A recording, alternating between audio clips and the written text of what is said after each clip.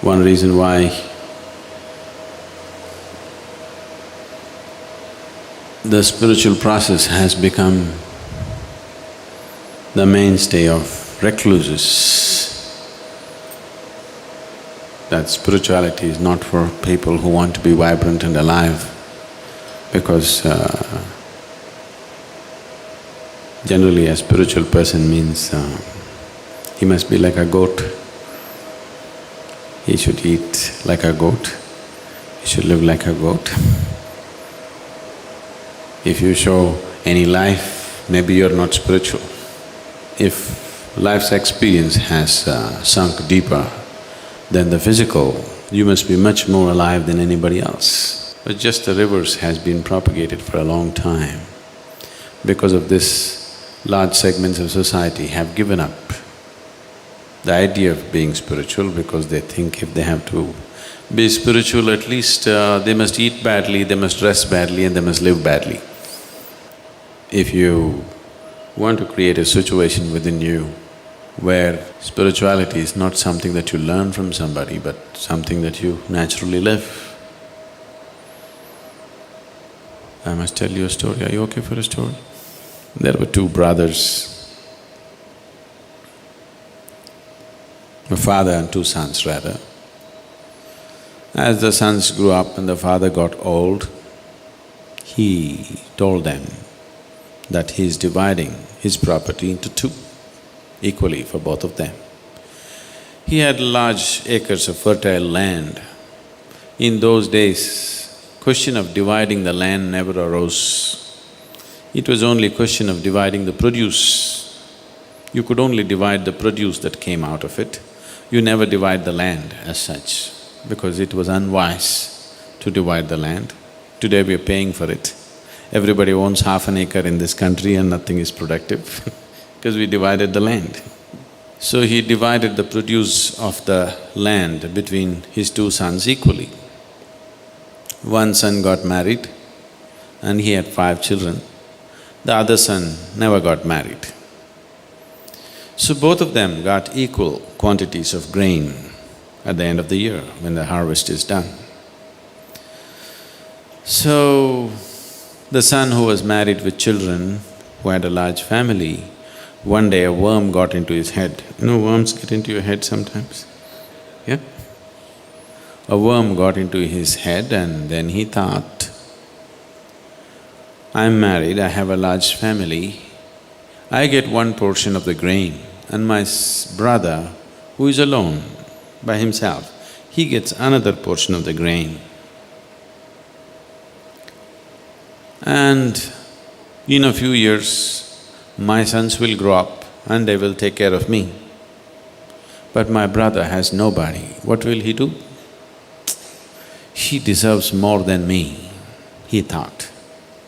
So in the night, he filled a sack of grain, carried it and put it in the brother's storage.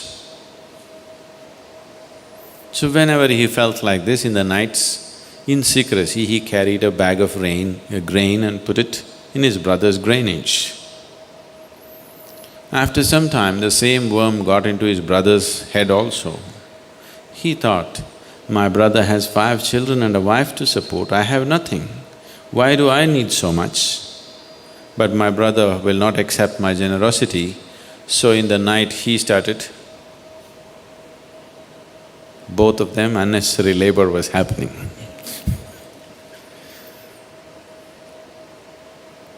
So this reverse osmosis was going on for many years. They were getting old. One day both the brothers carrying these bags of grain came and they met at one place. They looked at each other and they realized what's been happening. They felt very embarrassed. They felt very embarrassed and they looked the other side and continued their activity. So that spot where they met and they felt very embarrassed, they avoided that spot because it reminded them of their generosity, clandestine generosity, which put them into some discomfort. They passed on and after many years, The townspeople wanted to build a temple, so they were looking for a site where to build it. Then after much searching, they decided that spot where the brothers met in the night, looked at each other and felt totally embarrassed of their own generosity. They felt that's the best place to build the temple. So, if you don't create that space within you, you don't build a temple. If you want to live in a temple, it's very important that you create this much space within you, that somewhere you reach out, where you don't have to. Somewhere you step out of your survival instincts and do something with life. That your life is not all dedicated to instincts of survival. You step out and do something. If that little something doesn't happen in your life, you don't have a space to build temple within yourself. No temple, no divinity. It lives a barren life. You know how to survive, you will eat well. Yes, you'll eat well, but you won't live well. You'll have everything, but you'll have nothing if you don't have the temple within you. So if you want spiritual process to become a natural part of our lives, it is not because you attend a program or go somewhere and listen to somebody that you become spiritual. You create that little space. Divine is an orphan in this world. He's waiting for space like that constantly. If you create such space, you don't have to install a deity, it fills up.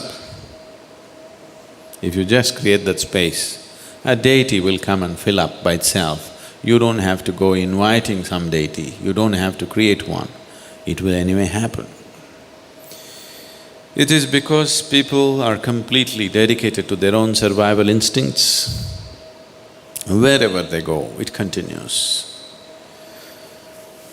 When your whole life is dedicated to your survival, there are two fundamental forces within you.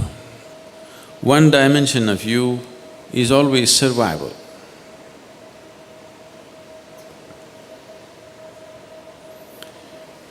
Just see every aspect of your life, why you have done what you have done.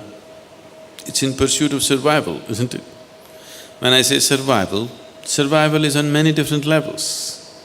Physical survival, psychological survival, emotional survival, financial survival, social survival, any different varieties of survival.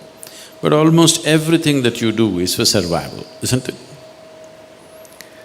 Maybe even the spiritual process, because heavenly survival. You want to go there and survive. So as long as the survival instinct is on, it's very natural that you build walls and walls around yourself. It's very natural to do that. But there is also another dimension in you which is constantly wanting to be something more than what you are. If you look at it carefully, it wants to expand in a boundless way. So the process of turning spiritual does not mean turning away from the world, because your idea of the world is just the kind of impressions that you have in your mind.